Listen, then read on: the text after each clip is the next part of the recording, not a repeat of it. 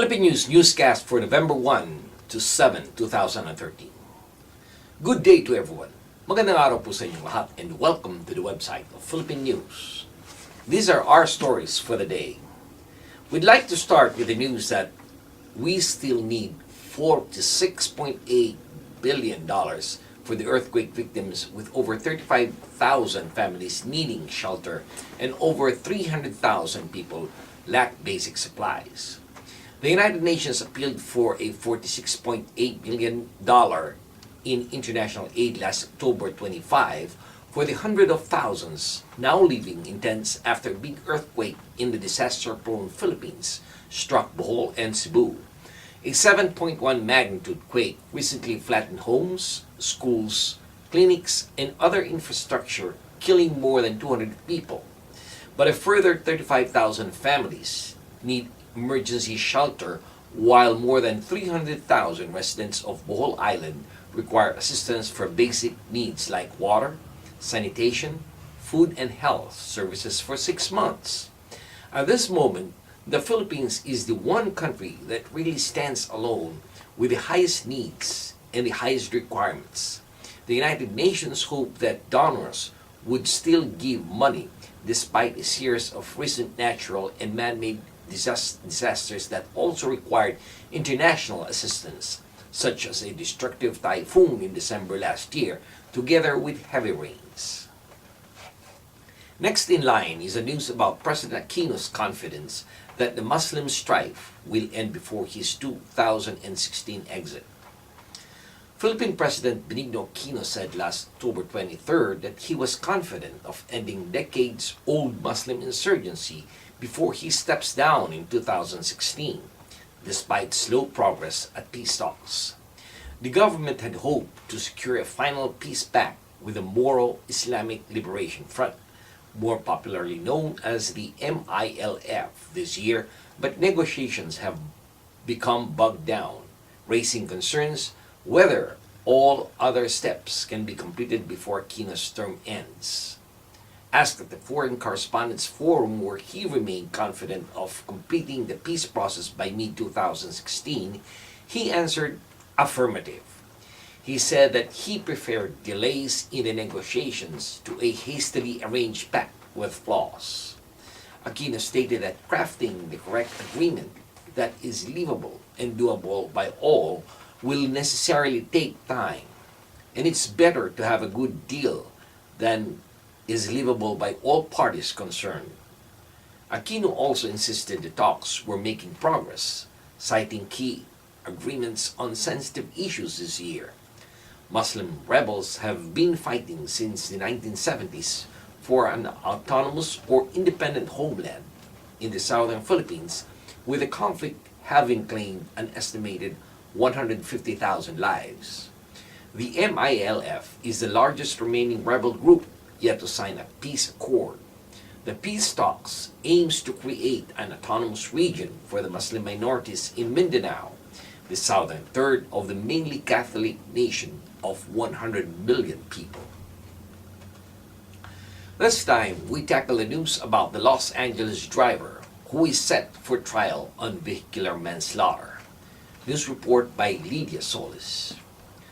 Filipino-American Jorin Yapato Nicolas, age 31, of San Diego, California, is scheduled for a jury trial on December 5th at the Orange County Courthouse. No specific court has yet been assigned, according to the district's attorney's office. Nicolas was arrested last January 26, 2012 by the California Highway Patrol and charged with one felony count of vehicular manslaughter with gross negligence, and faces a maximum sentence of 6 years in state prison if convicted. Bail was set at $100,000. According to the Orange County District Attorney, at approximately 11 a.m. on April 27, 2011, Nicolas was speeding northbound on Interstate 405 in a Toyota Prius. She is accused of being distracted and inattentive while driving and failing to notice that the traffic ahead had come to a complete stop. She is also accused of failing to brake or slow down and crashing at approximately 80 miles per hour into the back of a Hyundai sedan, which was starting to move after being at a full stop in traffic. The vehicle was driven by 23-year-old Dina Maurer, a softball star at San Jose State University. According to investigators, the victim's car was pushed into the car in front of her and then traveled and struck the center divider before coming to a stop, facing southbound in the northbound lanes. Nicholas was transported to a hospital to be treated for minor lacerations, while Diana Maurer was transported to the University of California, Irvine Medical Center, and pronounced dead at 6 p.m. That day was a result of brain due to vertebral artery transaction. And finally, we have the latest news about the migrant workers' priority on development agenda. The continued protection of the rights and welfare of the more than 10 million Filipinos abroad will continue to figure prominently in the development agenda the Philippines will pursue beyond the 2015, the year agreed by the United Nations member states to achieve their Millennium Development Goals, or the MDG. The MDGs are 8 international development goals that include the eradication of extreme poverty and hunger and reduction of child mortality rates that the Philippines and all other UN member states and international organizations are committed to achieve by 2015. The Philippines will continue to advocate the protection of migrant rights, regardless of migration status, the recognition of their contribution to sending and receiving countries, and the creation of programs that support their families. Ambassador Jose Cosilla said that the Philippines has identified 5 pillars that will address its specific development objectives beyond the MDG deadline.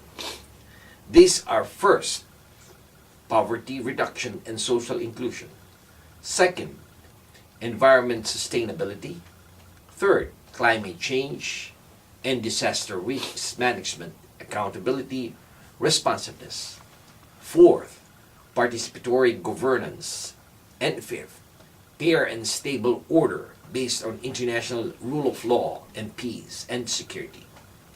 This represents the areas where progress is most needed to build a rights-based, equitable, and sustainable society. And this has been your weekly news in review. This news has been brought to you by the premier Filipino-American newspaper right here in the United States, the Philippine News. On behalf of the management and staff of the Philippine News, this is David Rodriguez signing off and thanking everyone for watching. Maraming salamat po. Have a wonderful weekend. Mabuhay po sa inyong lahat.